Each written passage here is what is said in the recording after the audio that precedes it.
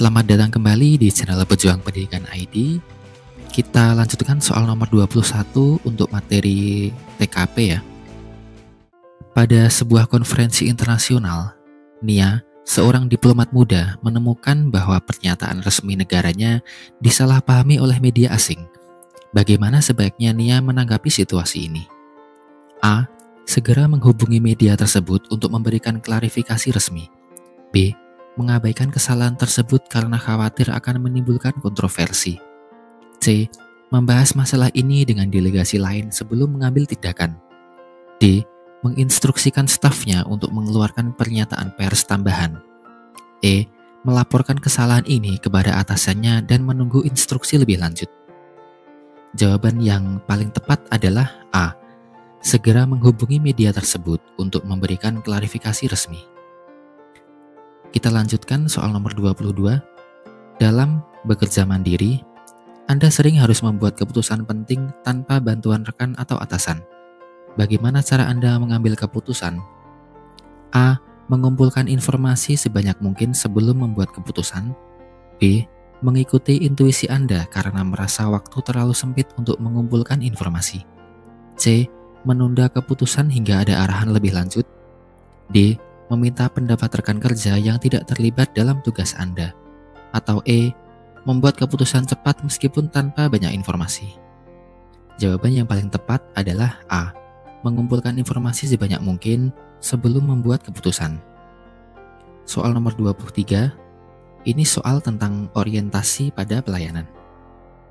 Di kantor puskesmas, seorang pasien yang membutuhkan pelayanan darurat datang di luar jam operasional. Apa tindakan Anda? A. Meminta pasien untuk datang kembali keesokan harinya sebelum jam operasional. B. Membantu pasien dengan cepat dan memanggil petugas medis meski sudah lewat jam kerja. C. Menyuruh pasien untuk pergi ke rumah sakit terdekat. D. Membantu pasien dengan seadanya, namun menunggu instruksi dari atasan. Atau E. Menjelaskan prosedur resmi puskesmas dan mengarahkan ke unit lain. Jawaban yang paling tepat adalah B, yaitu membantu pasien dengan cepat dan memanggil petugas medis meski sudah lewat jam kerja. Soal nomor 24. Anissa adalah seorang guru di sekolah dasar. Dia mengetahui bahwa beberapa siswa menggunakan ponsel untuk mencontek saat ujian. Bagaimana sebaiknya Anissa menyikapi hal ini?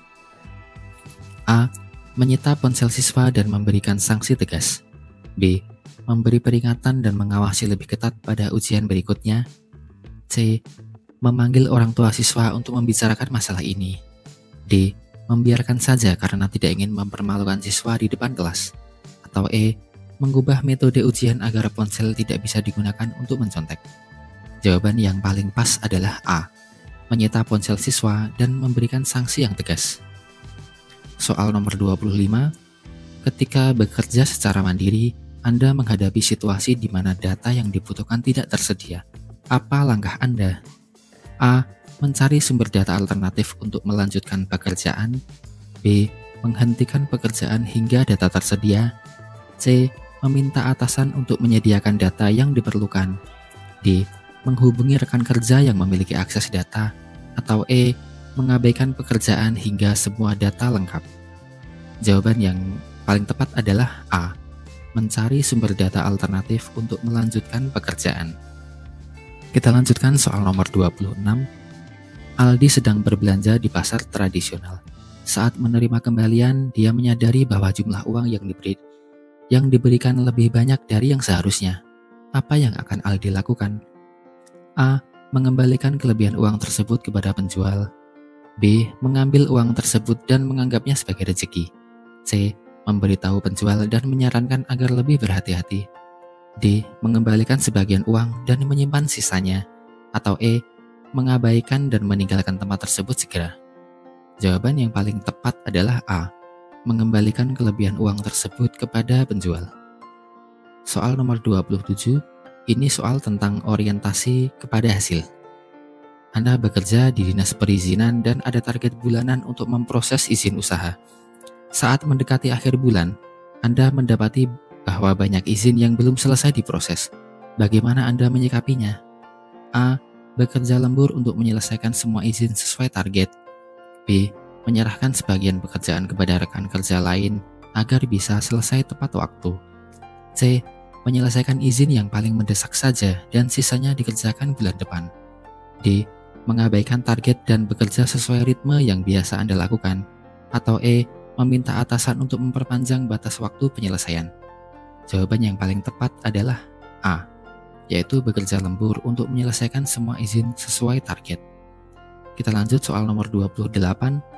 Anda bekerja di bagian pelayanan publik. Seorang warga datang untuk mengurus dokumen, namun sistem komputer mengalami gangguan yang menyebabkan proses tertunda. Apa yang Anda lakukan? A.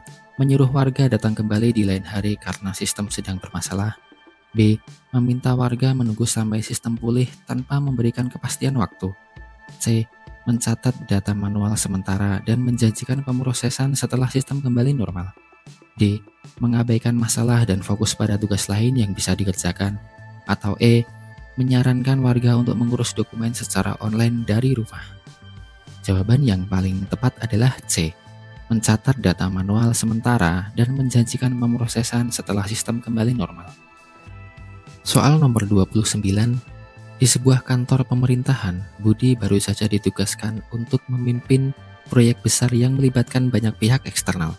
Salah satu vendor memberikan hadiah mahal kepada Budi dengan harapan mendapatkan perlakuan istimewa dalam proyek tersebut. Apa yang seharusnya Budi lakukan? A. Mengembalikan hadiah tersebut dan melaporkan kepada atasan. B. Menerima hadiah tersebut tetapi memastikan tidak ada perlakuan istimewa. C. Menerima hadiah dan berjanji untuk menjaga integritas proyek. D. Menolak hadiah secara halus tanpa melaporkan kepada atasan. E. Mengabaikan hadiah dan tidak memberitahu siapapun. Jawaban yang paling tepat adalah A. Mengembalikan hadiah tersebut dan melaporkan kepada atasan. Soal nomor 30, ini soal tentang integritas diri.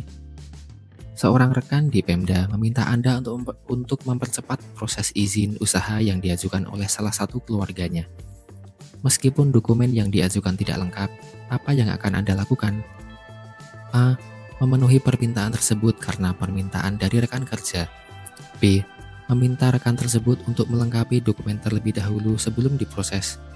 C. Menolak permintaan tersebut dengan tegas dan tetap memproses sesuai prosedur. D. Menunda proses pengurusan hingga dokumen lengkap.